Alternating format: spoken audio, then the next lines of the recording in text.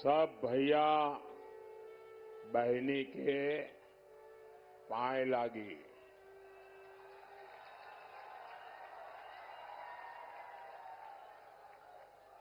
ये जो दो मेहरबान दो चित्र लेके आए हैं, वो चित्र ऊपर करते हैं, पीछे किसी को दिखता नहीं है। एसपी जी के लोग ये चित्र ले लें उनसे, और आप पीछे अपना आता पता लिख देना। खुद का मत लिखना, पेंटर का लिखना, जिस आर्टिस्ट ने बनाया है उसका नाम लिखना, तो मैं उसको चिट्ठी जरूर भेजूंगा। उनसे कलेक्ट कर लें, कोई ले लीजिए भाई। अच्छा, यहां जो 5-6 लोग खड़े हैं, ये जो यहां 5-6 लोग खड़े हैं, वो पीछे सबको परेशान कर रहे हैं। जरा वो वहां से जगह करें।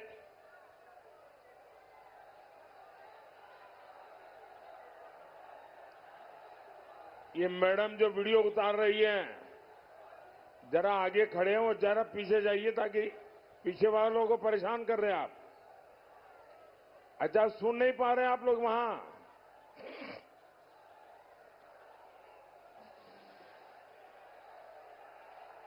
मैं आप दोनों बहनों को कह रहा हूं,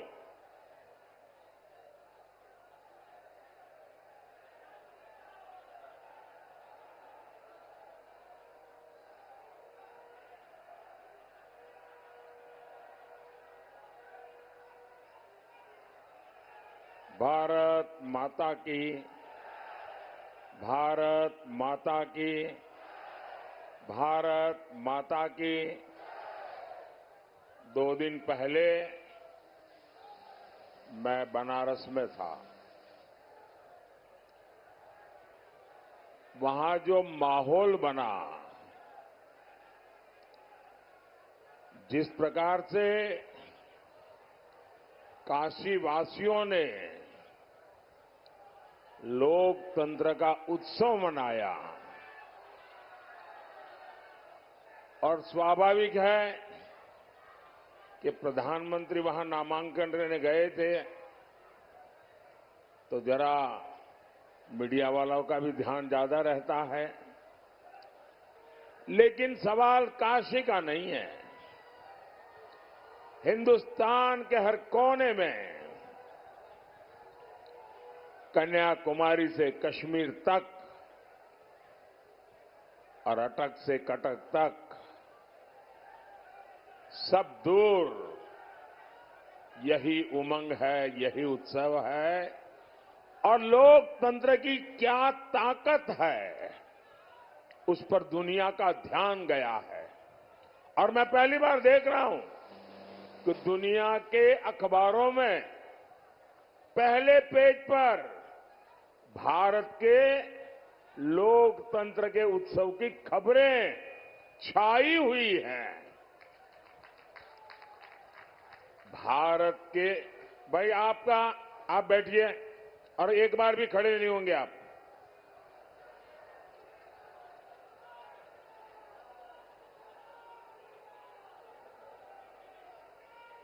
भारत की पहचान, भारत का माहात्म्य दुनिया के लिए भी कितना महत्व रखता है, इसका ये परिचय है। दुनिया देख रही है कि जनता जनार्दन का आशीर्वाद, भारतीय जनता पार्टी, एनडीए, हमारे सभी साथियों पर है। और जहां भी जाते हैं, एक ही स्वर सुनाई देता है, एक ही नारा गूंज रहा है, एक ही संकल्प चारों तरफ लेकर के लोग चल रहे हैं, और वो है फिर एक बार, फिर एक बार, फिर एक बार। भाई और बहनों, आखिर दुनिया को ये विश्वास कैसे है? ये रातों रात तो नहीं हुआ है।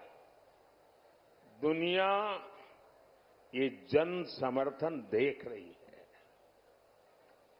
आपका प्रेम और आपका आशीर्वाद, आपका स्नेह दुनिया को अचरज कर रहा है। दुनिया देख रही है कि भारत के लोगों को मोदी की गारंटी पर कितना भरोसा है।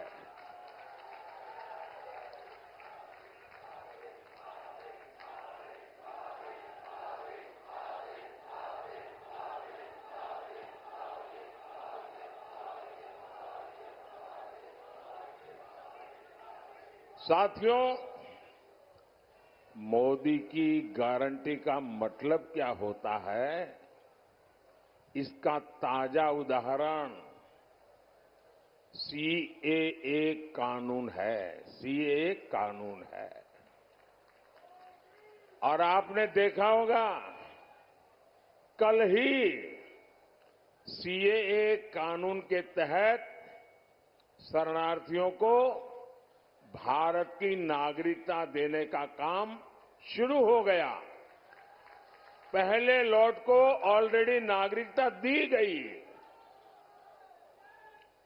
और ये सभी भाई बहन हिंदू है, सिख है, बौद्ध है, जैन है, पारसी है, ईसाई है और ये वो लोग हैं जो शरणार्थी बन करके लंबे अरसे से हमारे देश में रह रहे हैं। ये वो लोग हैं जो धर्म के आधार पर हुए भारत के बंटवारे का शिकार हुए थे। और मजा देखिए, ये महात्मा गांधी का नाम लेकर के सत्ता की सीढ़ियां तो चढ़ जाते हैं, लेकिन महात्मा गांधी की बातों को याद नहीं रखते हैं। खुद महात्मा गांधी ने भरोसा दिया था कि वो कभी भी भारत आ सकते हैं। 70 वर्षों में हजारों परिवार प्रताड़ना झेल करके अपनी बेटियों की इज्जत बचाने के लिए, अपना धर्म, अपनी संस्कृति, अपनी परंपरा को बचाने के लिए मजबूरन मुसीबत के मारे भारत मां की कोख में आकर के शरण लिया। लेकिन कांग्रेस ने इनकी कभी सूध नहीं ली, क्योंकि ये कांग्रेस के वोट बैंक नहीं थे। और ये लोग कौन है? ज्यादातर इसमें मेरे दलित भाई बहन हैं, मेरे ओबीसी समाज के भाई बहन हैं, मेरे पिछड़े भाई बहन हैं। और इसलिए इन पर वहां तो जुल्म हुआ ही हुआ, वोट बैंक की राजनीति में डूबे हुए यहां के कांग्रेस की सरकारों ने भी और उनके साथियों ने भी इन पर जुल्म करने में कोई कमी नहीं रखी। लेकिन यहां सपा, कांग्रेस और इंडी गठबंधन वालों ने इनके साथ क्या किया? इन्होंने सीएए के नाम पर ऐसा झूठ का पहाड़ खड़ा कर दिया, ऐसा झूठ चलाया। सपा, कांग्रेस जैसे दलों ने यूपी सहित पूरे देश को दंगों की आग में झोंकने का भरपूर प्रयास किया। आज तक ये इंडी गठबंधन वाले कहते हैं कि मोदी ये जो सीएए लाया है ना, जिस दिन मोदी जाएगा ये सीएए भी जाएगा। भाइयों बहनों, क्या इस देश में अब कोई माई का लाल पैदा हुआ है? जो सीए को खत्म कर सके। ये देश की जनता जान गई है, देश का हर नागरिक जान गया है कि आप लोगों ने वोट बैंक की राजनीति करके, हिंदू मुसलमान को लड़ा करके और सेक्युलरिज्म का ऐसा चोला पहन लिया था कि आपकी अंदर की पाप की सच्चाई बाहर नहीं आती थी। ये मोदी है जिसने आपका नकाब उतार दिया है।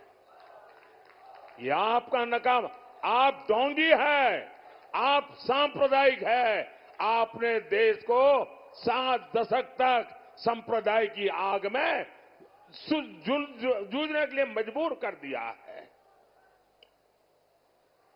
साहब, मैं साफ साफ कहना चाहता हूं मेरे भाइयों बहनों, ये मोदी की गारंटी है। देश विदेश कहीं से भी जो भी ताकत इकट्ठी करनी है कर लो। मैं भी मैदान में हूं, तुम भी मैदान में हो।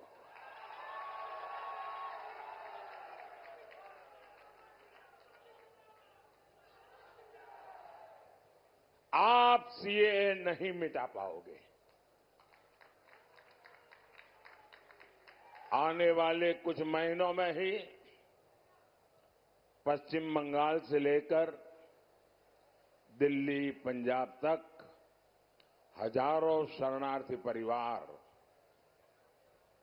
मां भारती की गोद में रह रहे हैं, अनाथ की तरह रह रहे हैं।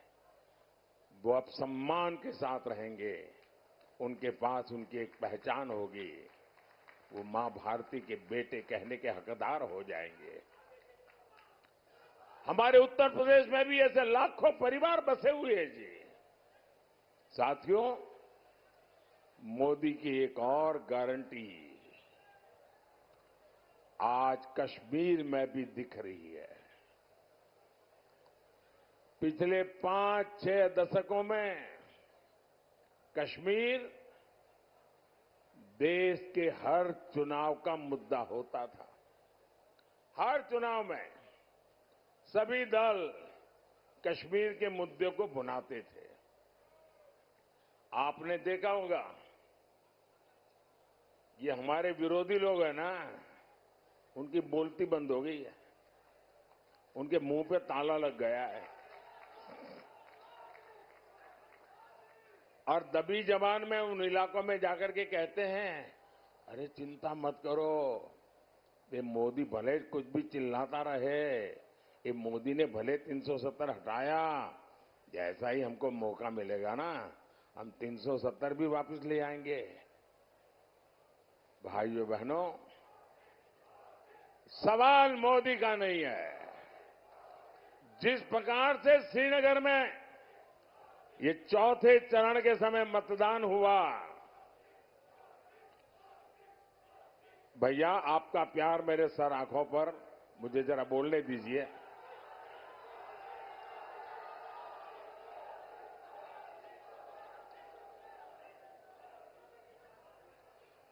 चौथे चरण में श्रीनगर में जो मतदान हुआ है, 40 साल के बाद वहां भारत के लोकतंत्र का उत्सव मनाया गया, भारत के संविधान का गौरवगान किया गया और मतदान करके लोग गर्व अनुभव कर रहे थे कि वे हिंदुस्तान की सरकार बनाने जा रहे हैं।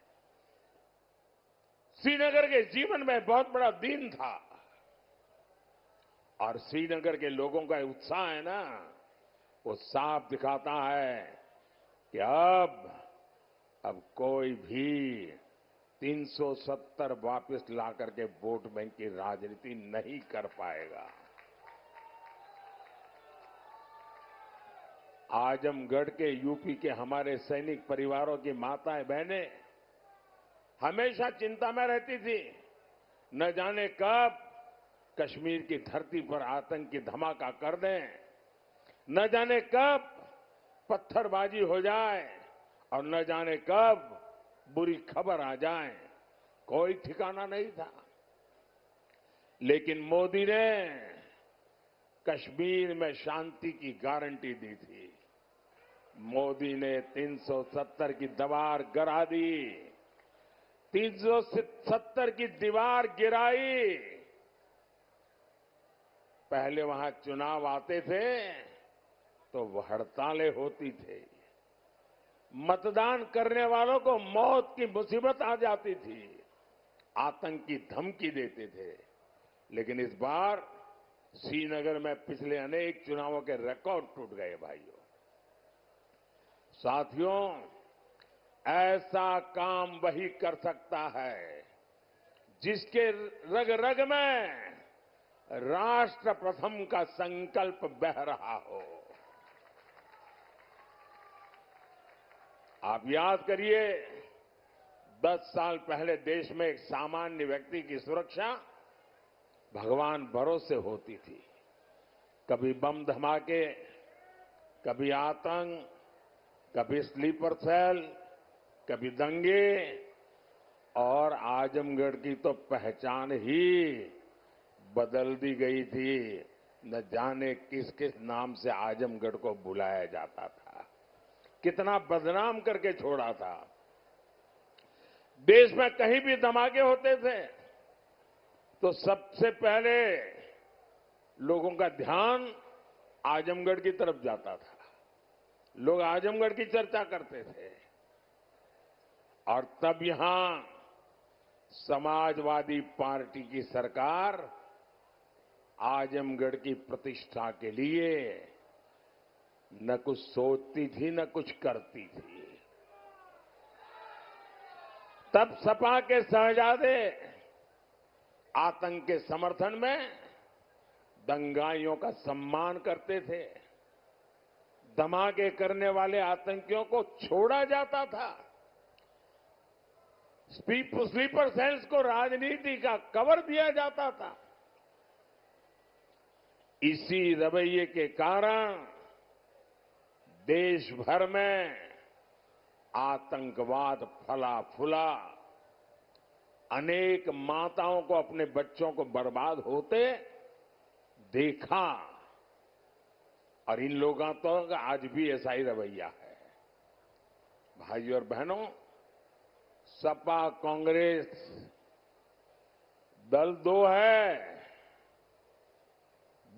है, लेकिन दुकान एक ही है। ये झूठ का सामान बेचते हैं, ये तुष्टीकरण का, परिवारवाद का और भ्रष्टाचार का सामान बेचते हैं। अब ये लोग तुष्टीकरण की ट्रिपल डोज लेकर आए हैं। एक तरफ ये लोग पिछड़े, दलित, आदिवासी का आरक्षण छीनकर अपने वोट बैंक को देना चाहते हैं। दूसरी तरफ ये इंडी गठबंधन वाले आपकी संपत्ति का आधा हिस्सा छीनकर उसको भी अपने वोट बैंक को देना चाहते हैं। और साथ ही ये लोग देश के बजट को भी बांटना चाहते हैं। बजट का 15% भी अब वहां सीधा का सीधा माइनॉरिटी के नाम पर ही अलॉट करना चाहते हैं। मैं आप सबको कहना चाहता हूं, देश की एकता के लिए, देश में सच्चे अर्थ में संविधान का सम्मान करने के लिए, देश में सच्चे अर्थ में बाबा साहब आंबेडकर की भावनाओं को जीने के लिए हमें ये भागला करो राज करने वालों से चौकन्ने रहने की जरूरत है। देश को आज सबसे ज्यादा एकता की जरूरत है। 70 साल तक उन्होंने हिंदू मुसलमान करते रहे। आओ एक बन करके चले, दुनिया में देश का नाम रोशन कर करके रहे।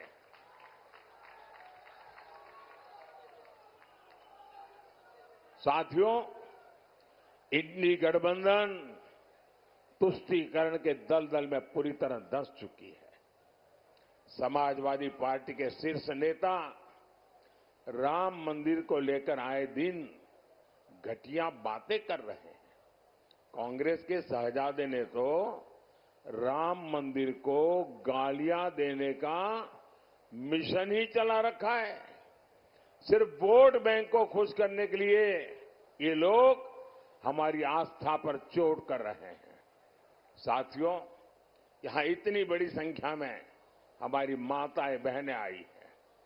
मोदी आपका जीवन बेहतर बनाने के लिए दिन रात एक कर रहा है। आज हर गरीब को मुफ्त अनाज मिल रहा है।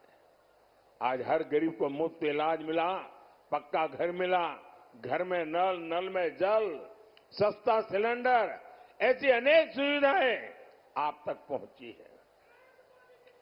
क्या समाजवादी सरकार में, कांग्रेस की सरकार में उन लोगों ने आपकी कभी चिंता की थी क्या?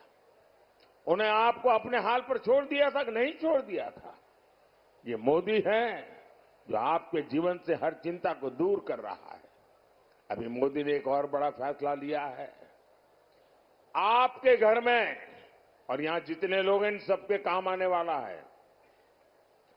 आप किस जात में पैदा हुए, किस बिरादरी में पैदा हुए, आप धनी हैं नहीं हैं, पढ़े लिखे हैं नहीं है, गांव में रहते हैं शहर, कुछ नहीं, सबके सब, क्योंकि मेरा तो मंत्र है सबका साथ सबका विकास। अब आपके घर में और आजकल हर परिवार में बुजुर्ग लोग होते ही होते हैं। माँ बाप, दादा दादी, चाचा चाची, नाना नानी, कोई न कोई बुजुर्ग होते हैं। और 70 साल के बाद छोटी मोटी कोई बीमारी भी होती है, दवाई का खर्चा भी होता है। अब जो बेटा या बेटी कमाते हैं उनके मन में यही रहता है कि पिताजी की खिलाने पिलाने में तो कोई प्रॉब्लम नहीं है, लेकिन अगर दवाई का बोझ आ जाए तो बेटा बेटी चिंता में लग जाते हैं। अरे कैसे करेंगे भाई? उनके सामने प्रश्न होता है कि बच्चों का परवरिश करें कि बुजुर्गों की चिंता करें। जिम्मेवारी भी है, दोनों जिम्मेवारी है, लेकिन अब आपको चिंता करने की जरूरत नहीं है। ये चिंता ये आपका बेटा मोदी करेगा। 70 साल से ऊपर के आपके परिवार में जो भी लोग होंगे उन सबकी बीमारी में इलाज के खर्च की जिम्मेवारी मोदी की। ये मोदी की गारंटी है। घुटने की दिक्कत हो, हार्ट की परेशानी हो, कोई भी बीमारी हो, हर बुजुर्ग का इलाज होगा और वो भी मुफ्त होगा। साथियों, मोदी ने एक और योजना शुरू की है। इसमें बिजली बिल 0 हो जाता है। बिजली बिल 0।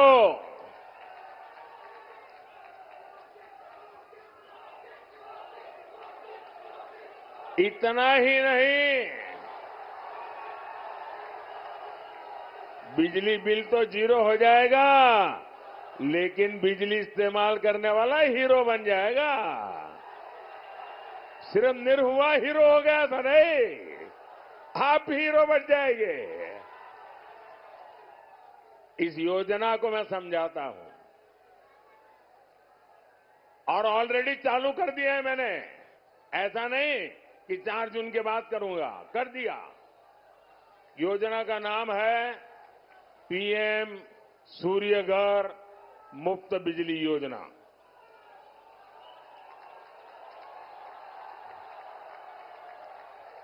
आप ऑनलाइन जाकर के अभी से रजिस्ट्री करवा सकते हैं, वो ऑनलाइन चालू है। ये योजना क्या है? मोदी आपको 75,000 रुपया देगा। आपकी जरूरत के हिसाब से 75,000 रुपया तक मोदी देगा। कितना? कितना? उसमें से आप घर पर सोलर पैनल लगाएंगे और जो सोलर की बिजली होगी उसका आप अपने परिवार के लिए उपयोग करेंगे।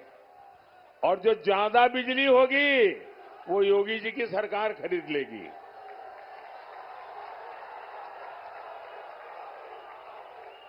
अब इससे आपका बिजली का बिल तो जीरो हो जाएगा, आप बिजली बेच करके कमाई करना शुरू कर दोगे। ये काम मोदी आपके लिए कर रहा है। और आप रजिस्ट्री करवाते ऑनलाइन जाइए, सारी चीजें अवेलेबल है।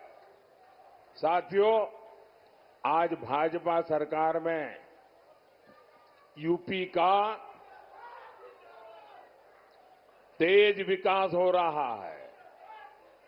मंदुरी एयरपोर्ट बना है, महाराजा सुहेलदेव यूनिवर्सिटी बनी है, किसान कल्याण के काम हो रहे हैं। लेकिन यूपी के शहजादे को इन कामों से पेट में क्यों दर्द होने लगता है? इन्हें लगता है कि इस क्षेत्र का विकास हो गया तो इनकी दुकान कैसे चलेगी। आपने तो सपा के गुंडाराज के वो पुराने दिन देखे हैं।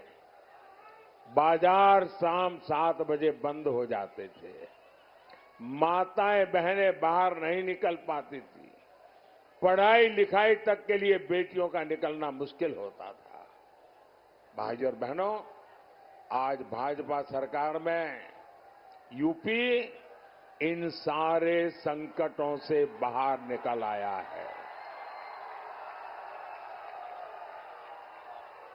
और योगी जी ने यहां दंगाइयों की, माफियाओं की, अपहरण फिरौती गैंग की, मेरा जो स्वच्छता अभियान है ना, योगी जी ने उत्तर प्रदेश में बराबर चलाया है।